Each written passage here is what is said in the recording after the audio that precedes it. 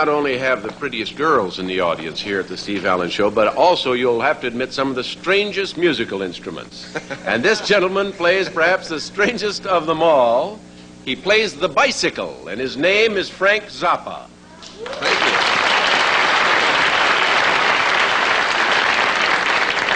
you. You actually play a bicycle? Yeah. Are you in the Musicians Union?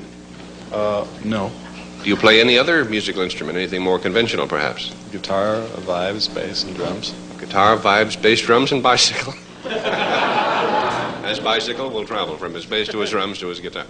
How did you happen to pick up your first bicycle? I was discussing this before with some of the people backstage. I believe that a lot of the people have actually played bicycles from time to time. When they're young, they take a piece of cardboard and a clothespin and attach it to the rear wheel, and when it goes around, it makes that noise, and you're playing a bicycle then. Oh, I see. You mean when they pretend they have a little motor and make it sound like a motorbike. Yes, we've all done that. Well, is that what you do? You make a motorbike noise? I see a couple of bikes over here. Perhaps we'd better go over and demonstrate and show them what you do. Frank Zappa, Z-A-P-P-A, huh? Well, here we are, friends. Stereo bikes. And you have what are these tools in your hands? These pair of Louis Bellson-style drumsticks and a bass bow that I borrowed from your bass man in the back. Louis Bellson-style drumsticks. Does Louis know what you're doing with them? I don't think he'd approve very much. How long have you been playing bike, Frank? About 2 weeks. He probably was selling insurance or something. He thought, what's something real jerky that'll get me on the Steve Allen Show? Playing bicycle. What could be sillier than that? And he did it, and here we are. That's probably how it happened. You really only been playing 2 weeks? Yes. What do you do ordinarily besides this? I'm a composer. Might we be familiar with any of your songs as yet? Well, you will be familiar with some of my songs as of next week, but I did the score for The World's Greatest Sinner. And who might that be? Tommy Manville or who? Tell us about that. That's the name of the film. It's the world's worst movie, and I did the music for it. The World's Greatest Sinner? Yes. It's a Tim Carey production, Frenzy Productions. Frenzy Productions. It's an independent company. They all are these days, the way things are going. But, They shot it in El Monte. So they... Listen, they shot my agent in El Monte, you know. That could happen to anybody. Who's in it? Tim Carey and a cast of 1,000 people that he found down on Main Street someplace. The World's Greatest Sinner. Does Tim play the title role? Yes. And you wrote the score for that. What instrumentation did you use? 3 harmonicas and a bicycle, or what? Well, we had a 55-piece orchestra, and we had a very unusual reed section. We had... They couldn't read. We had contrabass clarinet, 4 bassoons, 2 oboes, English horn, 4 flutes and piccolo, 4 trumpets, 4 horns, and 4 trombones, and a tuba, and I forget, there's a bunch of... And a partridge in a pear tree. Well, it sounds like a very interesting inventory. We recorded it in the Chaffey College Little Theater in Altaloma, California. Of course, it was a runaway production then, wasn't it? Right down the line. For 12 hours we recorded. Well, we'll look forward to that. Now, as for the job of the moment, you want to play the New Departure Blues, or exactly what are you going to lay on us here? I'll just let you show us what happens. The first thing that I should do is demonstrate to you the different types of sounds that you can get from a bicycle, because it actually does make some very interesting sounds, and of course that's what we're all interested in. There's new sounds, yes. Like...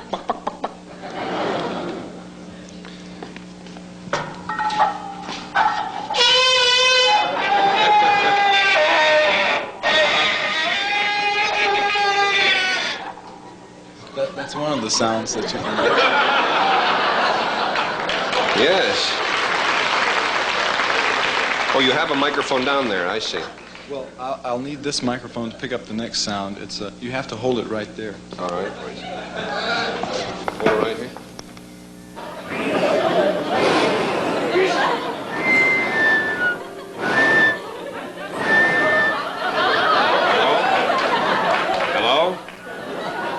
sorry, you'll have to leave a message. He's not here right now.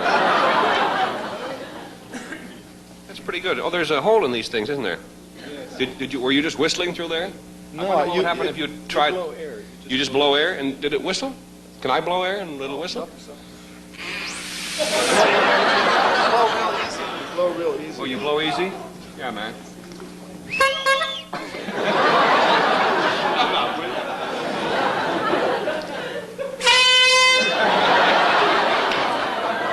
All right, cool it.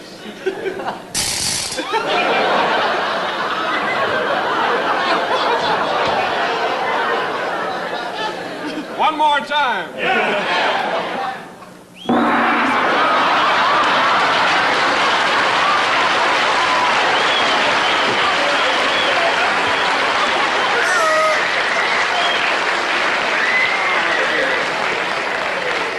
And that concludes my arrangement of on a bicycle go for two. When you get home tonight, friends, try this on your own bicycle. When you don't have a lot of wiseacres around. What else? Well, the next thing that I'd like to demonstrate is some of the other noises possible, and then I'd like to have you participate with me in a small improvisation for two bicycles, pre-recorded tape, and instrumental ensemble. Crazy. Okay, now here's what else you can do. You can pluck the spokes like a harp. Sounds like the Kyoto of Japan. I can play my nose. Really, do that again. I mean that other thing.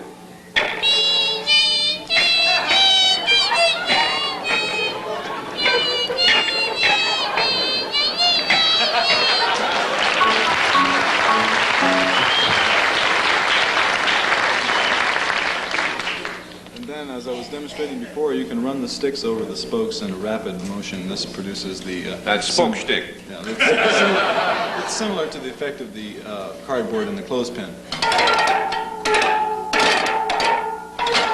Like the steel drums of Jamaica and Trinidad. You can also bang on the frame, and if you're lucky enough to have a bicycle that has a squeaking seat, you can squeak the seat up and An exploding handlebar, you can explode the handlebar. That premise is granted, there's no limit to what you can do. Well, would you help me with this, please? I'll be glad to accompany you. Looks rather uncomfortable to sit on, I must say. Well, there's a different technique for the upside-down bicycle. Oh? First thing you do is you put the kickstand down. I'm glad to hear that. You can turn the wheels around, you know, and then...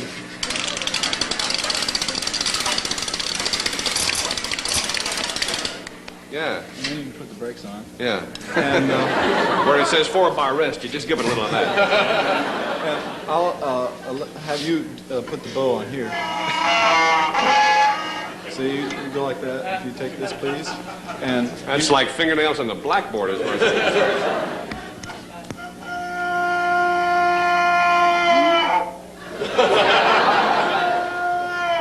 now, this may be a little bit new to you, but I think that it doesn't come up in the ordinary conversation. I'll tell you that. Well, I should suggest that you alternate between bowing and plucking. And Aerojet. Those are two air plants here in the neighborhood. You should bow it and pluck it, and if you can scratch across the bow it basket, and pluck it. The basket, yeah. Now, the whole idea that we're going to do here in this improvised concerto for two bicycles, pre-recorded tape, and the musicians in the back, is that you're supposed to express yourself freely without any kind of... you have to let your front down, and...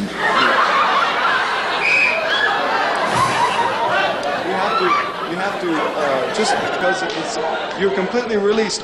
You're a composer yourself, and you know that the standard method of notation is very difficult. You know. I ignore it. Yeah. Well, this will help. Now. You write the music on a road map for this thing. Now, that's how Route 66 was written. You think I'm kidding? I am kidding, but not too successfully. Go ahead. I got to tell the man in the control booth who is ready to run the tape if he would just give me a quick blast of the tape so we can get started. All right.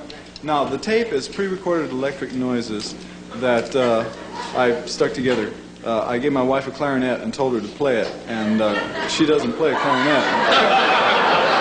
And then, he doesn't even have a wife. How do you like that? And then I did some electric things to it, and it's very interesting. You'll hear a woman singing in there someplace, and I record that off the radio. I stuck it in. But now the way we work this is, when the man in the control booth feels moved to add his electronic part to our work here, he will throw a little switch, which just lets some of this noise through, and then I request of the musicians that if they feel so moved, make any noise possible on your instrument. Try and refrain from musical tones. And in fact,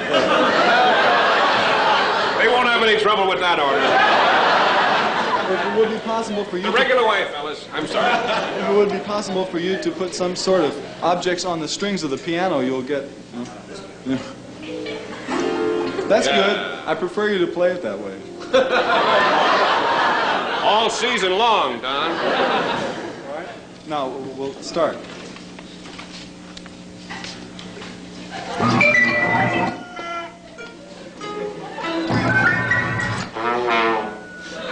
Are we on?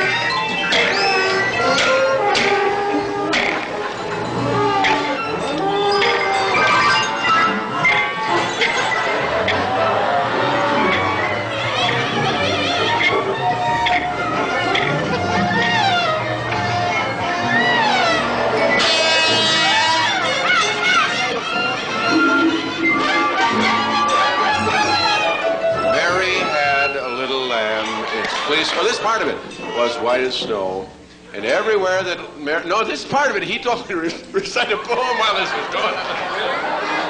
Sorry. Boy stood on the burning deck.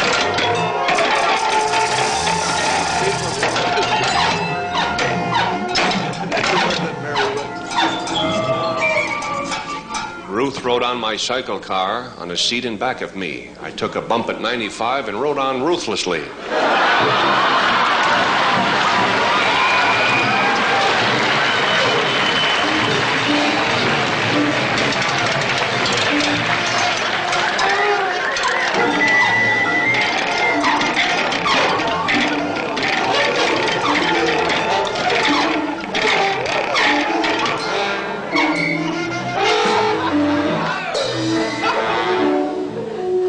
That's the end. That's 32 bars. We're playing like we went to 32 bars tonight, you know? Well, Mr. Zappa?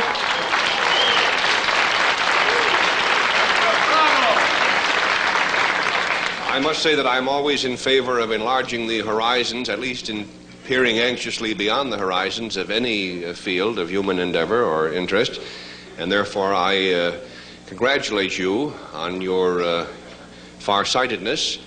And as for your music, don't ever do it around here again. No, seriously, it was a very amusing and entertaining and stimulating experiment. Is there anything you'd like to say in closing? Yes, I would. Next week, a record is being released called How's Your Bird? Really? Yes, I brought a dub of it over here. I don't think you've heard it yet. And it's, go and buy it. It's wonderful. Crazy. It's got everything but a bicycle in it. All right, thank you very much, Mr. Zappa. Thank you.